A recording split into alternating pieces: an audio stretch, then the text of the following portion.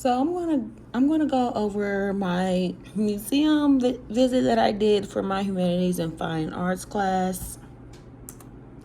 So I went to the Indianapolis Museum of Art. I went on Saturday, July 1st, 2023. A little bit about the museum. So to me, I feel like it was a nice layout of everything. The map here was very detailed to tell you everything about the layout, like the outside garden area. That was very nice. And also like other things on the outside that you can look at if you're interested in like different art pieces that are outside. This campus is 4 different floors, so each floor has like different exhibits from Asian culture, African culture, ancient history. The Loom Van Gogh had his own floor of just where his exhibit was for this month. So I really like that layout. I feel like they did really good with the layout of the museum. The receptionists, they were really knowledgeable about everything, telling me which floor to go to when I had questions about seeing different artwork and everything like that. They were, like I said, they were really nice and knowledgeable, and definitely I would visit back because they were really nice. And this is a picture of me in front of the information desk where you receive your tickets at this museum.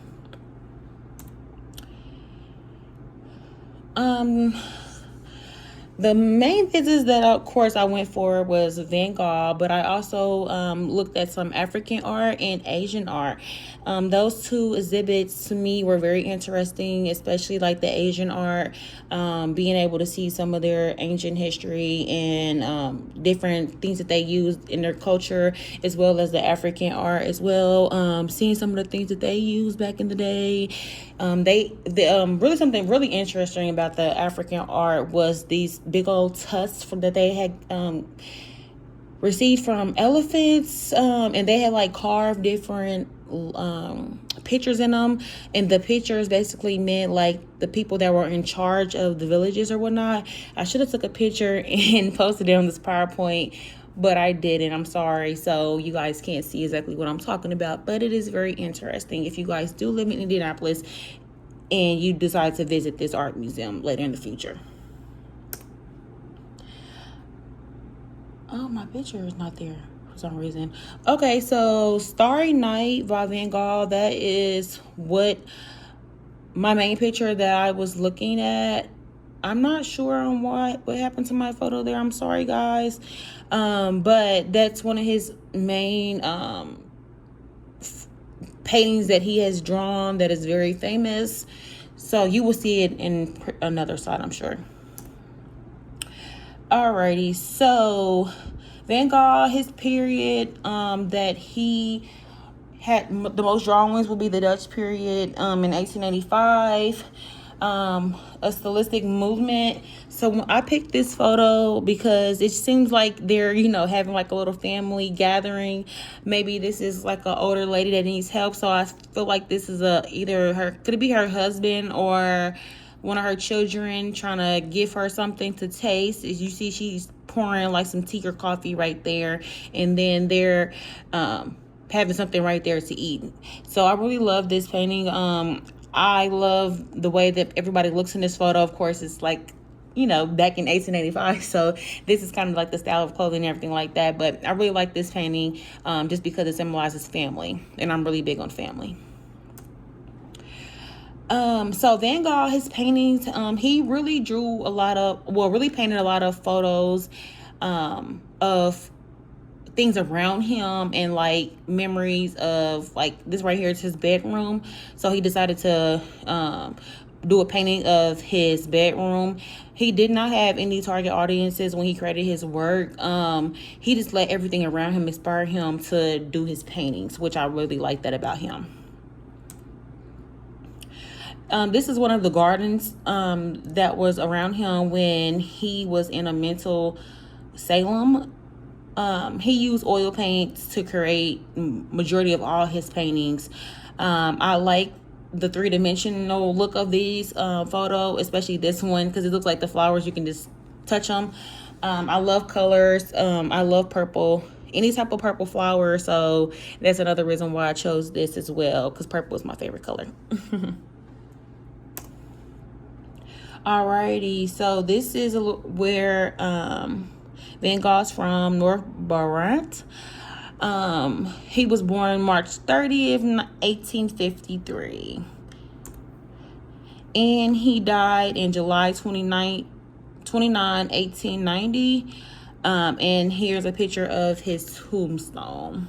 And I believe this is his brother who he's buried next to. This is the school that he attended. It's a boarding school, so this is what it would look like of him being at a boarding school that his parents sent him to.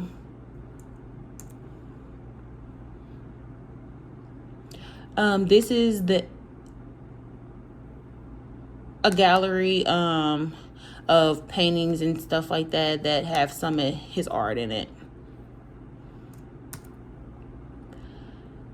So Van Gogh, he started off as an art dealer with his brother. Then he transitioned to a bookseller, and he also was a teacher for a little bit of time, teaching students about art, like kind of like an art teacher. So that's kind of his background of things that he did during his lifetime. I don't know why didn't it save. He had a Christian upbringing, but then he did not believe in God. He believes in God, but he doesn't believe in the symbolism of God. He believes that all humans are founded, like all your beliefs are founded within your emotions. So he was considered a post-impressionist of Western art. Gogh, he is known for his style and his use of bold colors with his paintings. Vance, his letters that he drew on his art, or said to be a form of artwork as well. And he had a significant impact in development of modern day paintings. So these are some of his paintings. This is actually a picture of Van Gogh with a straw hat. And this is, like I said, that's his bedroom again. And another one of his more famous photos. Description of this photo. So I really like this photo. I feel like they used a lot of balance and a lot of line symmetry. Basically, you see the lines are more in depth, and vertical and horizontal around the beard and hat area. They use more focal points, I guess you would say, too, around the beard and the jacket area and the hat as well. It doesn't really give a lot of good background. Like, it kind of gives like a three-dimensional look, kind of, honestly, from the background to the actual body of this man right here. I feel like implied motion was used well, curved and sharp lines to create the face of this gentleman here, as you can see more in depth, that they use straight lines to really draw out this whole photo. Hue, so monochrome was used in the painting. I feel like only two colors were used in this painting, black and maybe like a tan color to create this whole photo. Saturation, in my opinion, or use the primary colors, which are black and white. Black is a predominant paint that was used to create this photo, as you can see with the black hat, the black lines in the face, and the black lines within the jacket of this fellow. This is Starry Night. in the actual exhibit, it looks just like this, like when you go see Van Gogh's exhibit. So I feel like this is really cool. I really love this painting. This is my favorite one from him. And like I said, when the exhibit first starts, it looks exactly how this is laid out right here, and everything's on the floor and everything like that. And then they have, you know, the background right here. So this is really pretty. He used like a lot of yellow and white circular motions to create this, and swirly brush strokes to create this canvas as well. Sprawling lines to create the night sky, as you can see right there, and short circles, as you can see right here in the actual swirls, as well as the sun, in the and it gives like a more three-dimensional feel, I feel, as well, just because of the mountains that you can see in the background, as well as the as well as the homes that are painted right here as well.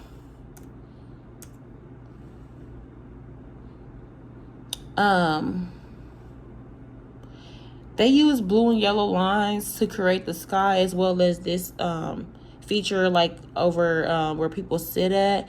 Light green scattered throughout this photo, and blending creates broken color effect with this the pattern of the street, as well as the people that are actually sitting having dinner and walking to, I guess, home, or maybe to a different store, because since it seems like it's more nighttime.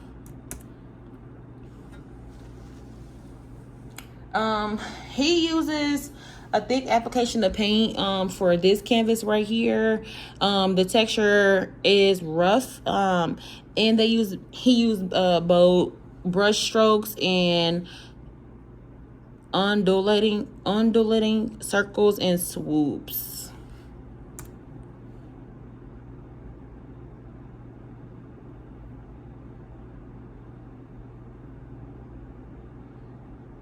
Alrighty, so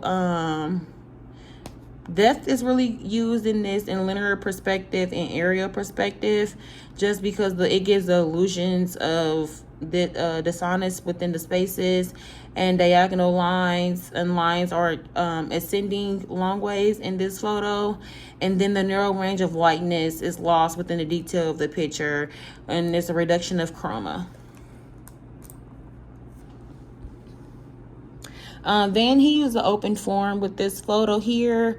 I like how the mother is holding the small baby right there, and it seems like the man is kind of like maybe pushing, or actually with his hands out, maybe telling the little girl to come give him a hug while he's gardening for them.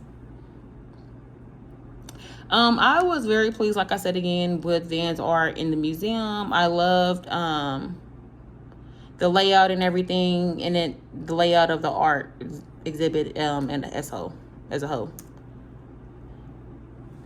The thing that is most inspiring about Van's work, I would think the lines and the multiple colors that he used, as well as he only used oils to create his artwork. So I really like that, and that he used real life stories and pictures of everyday life to paint his drawings.